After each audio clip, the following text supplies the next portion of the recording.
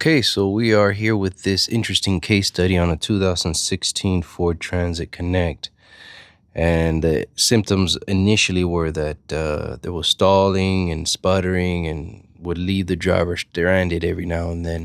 It was kind of randomly. And this is one of several in a fleet. The owner of the fleet is a very close friend of mine, and he brings them to me. This particular situation was very unique because of how intermittent it was, and that's what I wanted to talk to about in this video. Not just give you what fixed it, just in case you're having a similar situation, but to kind of talk about the process, what it takes. Should we get compensated for that? That's what this video is mostly about. And please share your thoughts, your comments, drop them down below, and hopefully we can get a discussion going. The problem here that I ran into is that there was a lot of driving time. There was a lot of driving time involved, hours of driving, trying to duplicate the problem because it wasn't easily duplicated. I scanned the vehicle, got all the codes, follow those clues. It was system lean codes or O2 sensor stuck lean codes. Is it a sensor? Is it a vacuum leak? Is it low fuel pressure? We got to dig in more. So I went down the rabbit hole and checked for vacuum leaks. I found a vacuum leak at the throttle body. It looked like somebody tried to loosen it or something because the little screws on the side were loose. I found that kind of interesting. A little bit of backstory before I get further ahead is that this vehicle was seen by another shop. They threw some parts at it. I wasn't sure what it was at the moment, but I quickly found that a mass airflow sensor had one of those parts was a mass airflow sensor, and a cheapo depot one at that. So that was my first red flag. But at this point in time, I don't know if this issue has to do with the sensor or not. So I fixed the vacuum leak. I test drove. It drove great, no issues. Well, it had plenty of issues, but nothing related to this primary concern. I mean, we got those taken care of, but there was plenty more, trust me. And it wouldn't act up again. So I released the car. They took it. They drove it for a few days. It was great. And then it started acting up again. So it brought it back again. What's going on? Test drive. No issue. So luckily, I decided to install a fuel pressure gauge just in case. And I went for another test drive. So after test driving for a while, I got on the highway, started, driving down the road, and it finally acted up to the point that it left me stranded. Yes, it left me stranded on the side of I-75. That was not cool. But thanks to that unfortunate event, I was able to determine that I was in fact having a loss of fuel pressure. And when I saw my gauge, it just dropped. It just fell on its face. So I'm chasing a fuel pressure problem. Still don't have a good answer, whether it's a pump or electrical. There's a fuel pump control module in between, so maybe that has something to do with it. Not enough information. I know what I'm chasing. I just don't know who the culprit is yet.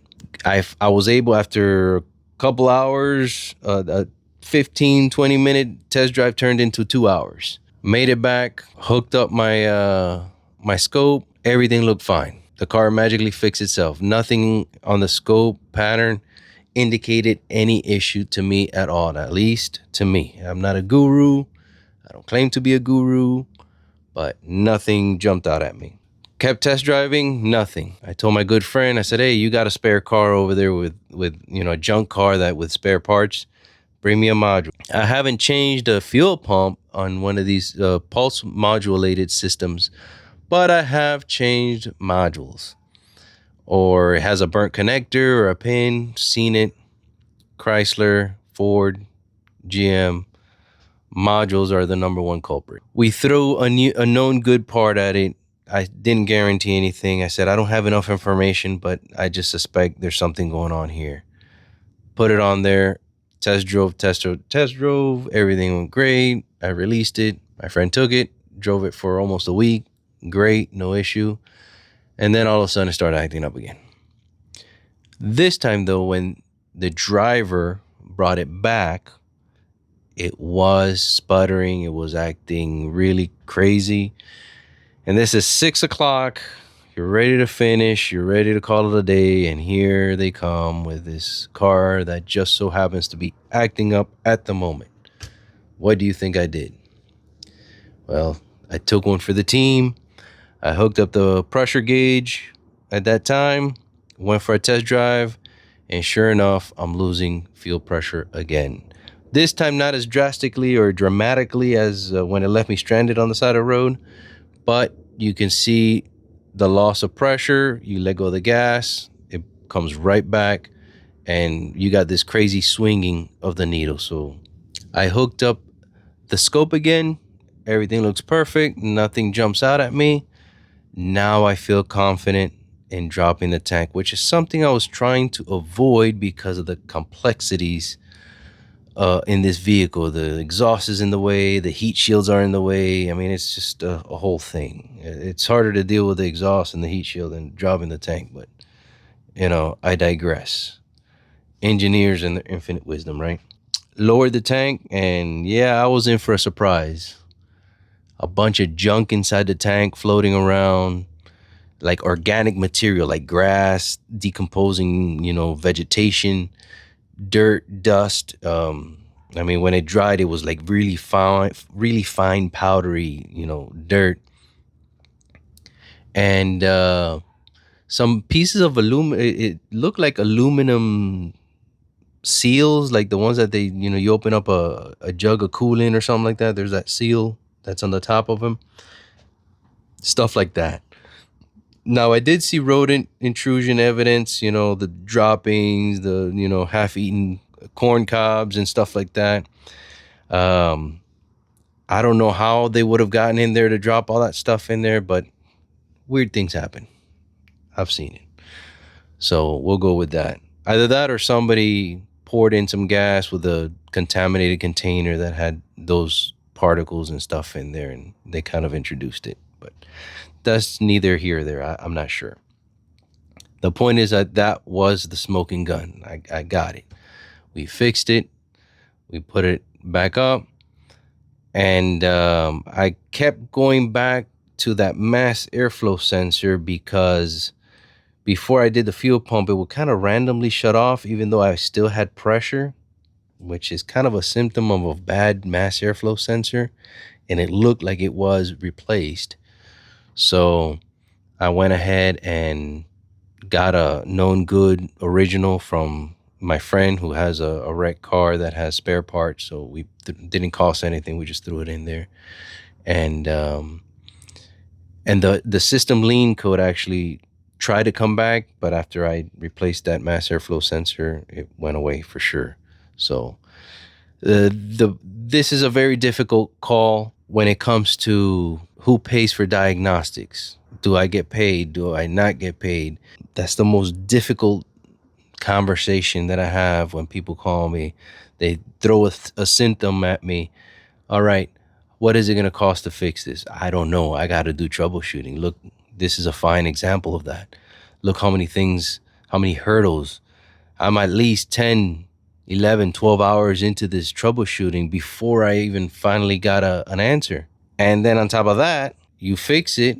Well, now you got to verify the repair. So there goes some more time where you got to verify the repair. Make sure it's not going to come back.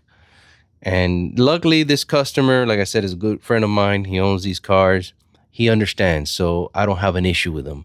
But the average customer wants to know upfront what is going to cost to fix their vehicle. And I get it. I understand. You got to make sure all your ducks are in a row. I get it.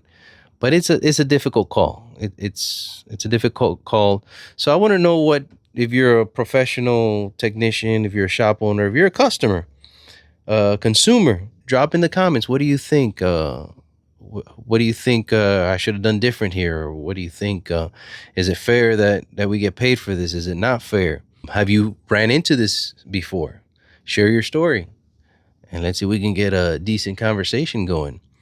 But that's the hardest part, is getting customers to pay troubleshooting, because that's the most important part of the repair and the part that nobody wants to pay. That's the number one issue in the industry. Nobody wants to pay troubleshooting. They feel they can go to AutoZone and get a free troubleshooting. You're not. I'm gonna tell you right now, you're not. AutoZone is not gonna do all this what I just did. So I promise you that. They're gonna stick the code reader and sell you a bunch of parts, and hopefully you'll bust a window with one of those rocks that they're gonna give you. So let me know. The repair was cleaning out the tank and the fuel pump. I replaced it just because it was gunked up with stuff inside. And drop a like, a comment if you ran into this before. Consider subscribing to the channel if you haven't already done so. And hopefully we'll catch you in the next video. Ciao for now.